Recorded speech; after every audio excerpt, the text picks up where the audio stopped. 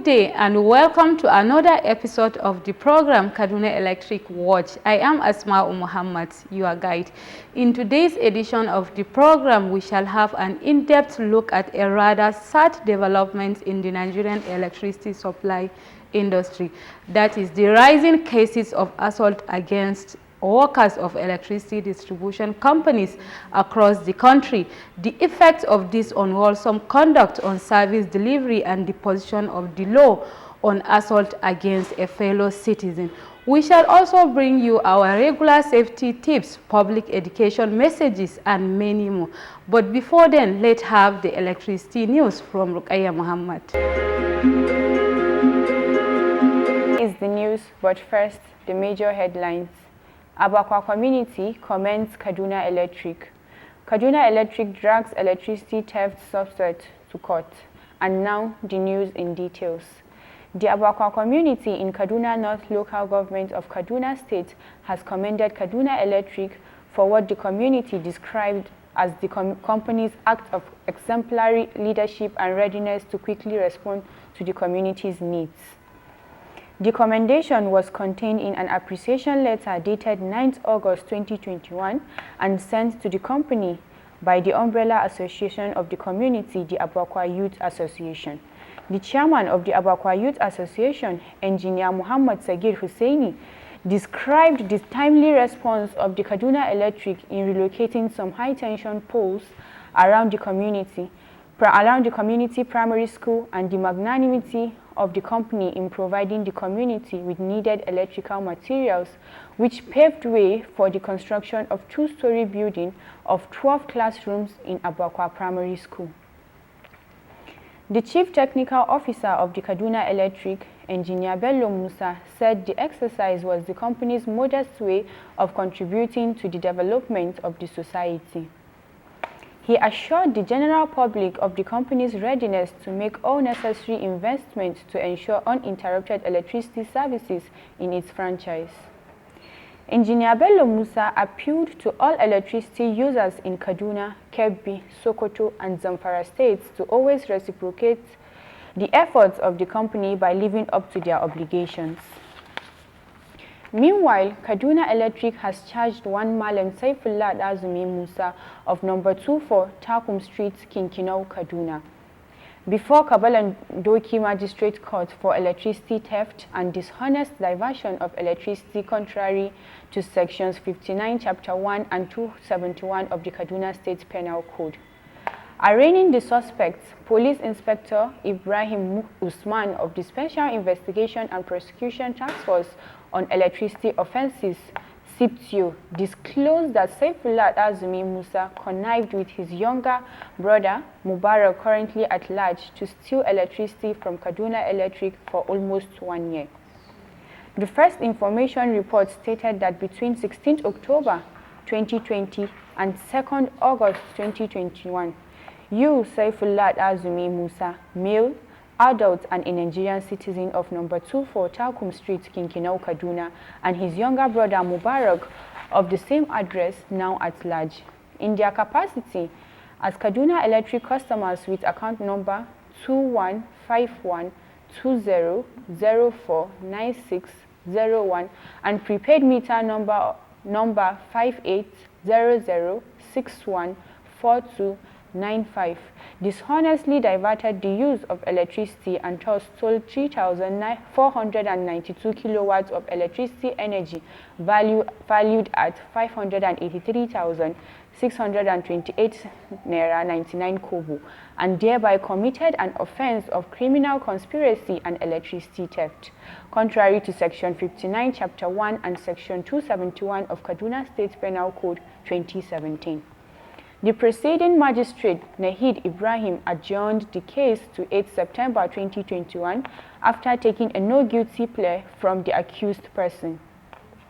The offences carry a jail term of not more than 5 years each and a restitution of twice the cost of the items stolen. The unfortunate increase in frequency of attack against workers of electricity companies on lawful duties across the country is not only worrisome, but is also posing serious threats to public safety and sustainability of service delivery. Hardly a day passes without a disturbing report, sordid pictures or video in both conventional and new media of physical assault, attack with dangerous weapons and other violent hostilities against the workers of electricity service providers. In one part of the country or the other, correspondent Rukaiya Hamisu Abakpa studied the situation. Here is her report.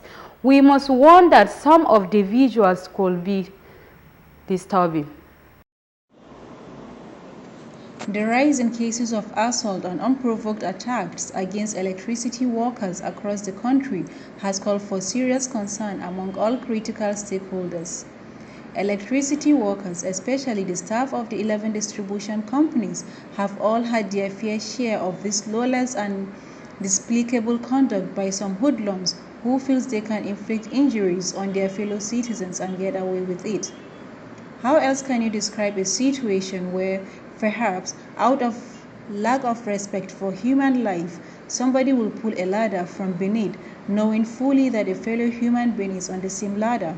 Or how can one justify attack a group of workers with machetes and other dangerous weapons, inflicting serious bodily injuries on them for simply demanding that electricity bills must be settled, or for apprehending and disconnecting preparators of energy thefts? The list is endless. It is most disturbing to note that most of these attacks occur when the workers are on revenue drive exercise or are out to check energy theft, while the preparators of this obnoxious act are almost always defaulters or those who engage in energy theft. Barrister Abbas Ahmad, the legal advisor of Kaduna Electric, shed more light on the position of the law on this and what the company is doing to ensure compliance to the provision of law by all stakeholders. Assault and violence against staff on legitimate duty is a serious criminal offense. It's fully defined in the penal code of northern region of Nigeria, which has been adopted by Kaduna State government. I think it carries about 6-7 years imprisonment, depending on the category of the offenses committed. The assault, battery, prevention of staff to carry out legitimate responsibility, and all what have you. So it can stretch up. This now is, the laws are being reviewed now, particularly as it affects electricity offenses, in view of the fact that electricity is such a very important commodity in the country. There's the security aspect, there is the other aspects concerning generally anything to do with supply of electricity. So the good thing is, once these laws are reviewed, circulated around so that people know how grievous these offenses are, I think it will go a long way. But the thing is, these are offenses that are really very serious, and we must all come up and rise against these offenses. And that is why whenever we have these kind of cases in court, like we have one now, we make sure that we involve people so that let it be circulated and let people know that these are offenses that could not be tolerated by the company. Proper enlightenment campaigns and bringing the culprits to book, as we are trying to do now. Once people know that you can't do this kind of acts and get away with it, certainly it will come to the mind of people that these are offenses that you cannot just commit and get away with it.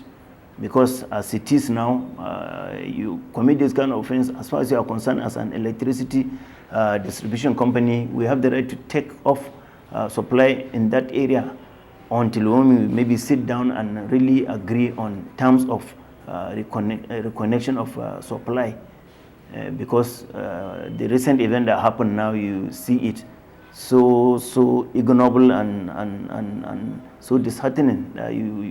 You not only beat a staff by slapping or whatever, but you beat a staff by causing bodily injury to the person, just because you don't want to pay electricity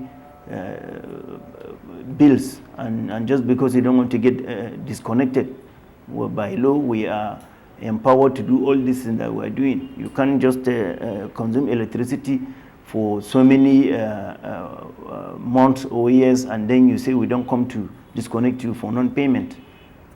So I hope this will go a long way in informing the public that these are not offenses that you can easily get away with. There is no gain saying the fact that unprovoked attack or causing bodily harm to innocent citizens cannot be justified under whatever pretext.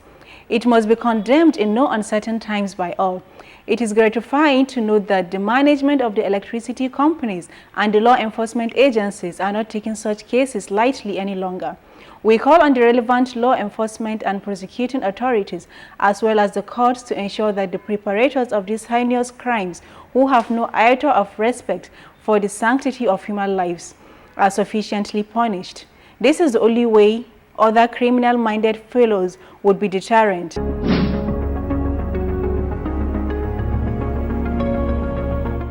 That's the end of today's edition of our program. Have a wonderful day.